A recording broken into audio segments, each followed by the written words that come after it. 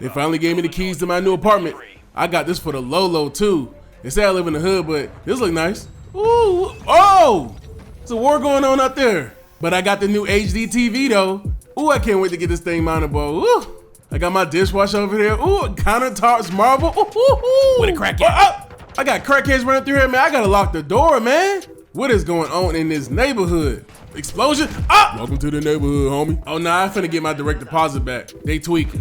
What's good? It's Graphix. Thank God for another video. We are back on this Modern Warfare 2, and now we're in Season 4 playing these new maps. Well, one of them's new, but one of them is a remake, and I think this one is called the Kunstenaar District. Now, this one is not half bad. I actually enjoy this map. It's pretty straightforward. The domination flags are evenly spaced. Not crazy, and yeah, man, I like the look and feel of the map, man. It looks pretty good. Too bad we get maps like this like really late in the life cycle, but whatever. I wanted to talk about one particular thing that I feel like is going to be a game changer that they added to Season 4. At least for me and what I do on my channel, or what I like to do on the channel, just give me something more to do. And I'm referring to cosmetic equipment. Now they added a skin to the frag. It's like a Wumpa fruit. If anybody who ever played Crash Bandicoot was one of those games I played in childhood. Now, too bad the Crash Team Rumble that's recently about to come out is not really my cup of tea. I like fighting games, but what they were doing, it wasn't really fighting, so it's not my cup of tea. But however, they added a skin to the frag. Now, what this can open up for Call of Duty is that instead of just only doing the camos for the guns, they can also do camos for the equipment. Now, this is something extra you can do, especially after the people who are already done with their camo grind. People who start all the way back in December and early January, they're already done. This is definitely something they can add to the camo grind, especially for those 100% completers who just want to grind for something in the game. Now, this can work just like the camos for the regular guns. You can start off with the camouflage and the solids and the patterns and all those other things. Then you can move into the gold, the platinum, the diamond, or whatever type of mastery camo you can do for all the equipment. That would be cool too. Now, as far as the challenges go, these can be really simple. Like, you can just do 100 of this, 200 of that, even 500 of this, and you would get this particular camo. I guess you gotta kind of like, in the whole game's life cycle, 500 grenades, how much is that going to be over a course of time? Maybe they have to calculate that. I don't really have those stats of how many grenade kills I got, so I don't know how long that would take, but just don't make it take too long. It's just something that you can do to grind on the side and not just be an annoyance. It can also be in the background. It's other things that pops up on the screen to kind of get your attention, just like how the old games used to do. You know, that feeling of accomplishment. But you know what, as I was just thinking it just now, 500 too much. 200 max. Matter of fact, even 100, because I'm thinking, how often do you throw grenades and land them in a match? It just, I don't know. I don't want to make it too easy, but I definitely want to make it something worth grinding for, you know?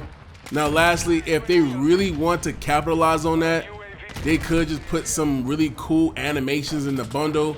And you know, at the end of the Call of Duty life cycle, stuff get a little weird anyway. So having a certain type of explosion, or having a different color smoke pop up, or even some electricity or something, whatever, it can look cool. It can just be something in the pack that they just can throw in. I personally want to earn all my stuff in game. Some stuff can be purchased with a pack. Like for a particular operator, you can add grenades and special equipment to it. That's something they can definitely do for knives and other stuff. But for this in particular, let us grind for it. You know, just something slight on the side. It don't have to all be about all that. But if they wanted to, they could.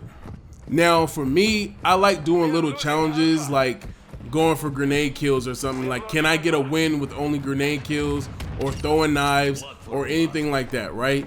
So if they add little challenges like that, I'll be uploading videos like that. It'll just be more content for me, because I'm gonna do that stuff anyway. But if they have an official challenge in the game, that'll make it better, right? Now, to be honest, outside of the camo grind, there's nothing really to do as far as little challenges in the game. Back in the day, like the original Modern Warfare 2, they had those banners and those emblems that you can collect, and they had challenges attached to them. Now, I know in this game there are challenges, but I think they're like hidden or something. I want to be able to see the challenge and go get it and just try to grind for that particular banner. But now since everybody has bundles, you don't even know if they got a banner or emblem from a bundle or they grinded for it. So it's kind of like there's no purpose of getting them anymore because there's not a status like I did this, right? They don't even give you a banner for the nuke. They just put that in the game like a month ago. Like, that's crazy. You get a nuke, no banner, no emblem. Come on, man. That's wild. So if they bring back banner challenges and everything like that, especially for the 100% completers, then I think the game can have a little more flavor. It can be fun to play again, but they take these little things out and they think that it doesn't really affect the gameplay, but it really does. It's just something else to grind. It increases the replayability and the fun. Like, and when I lose, I don't have to lose all the time. If I'm just getting destroyed out here, I will, you know what, I need to grind for this challenge anyway.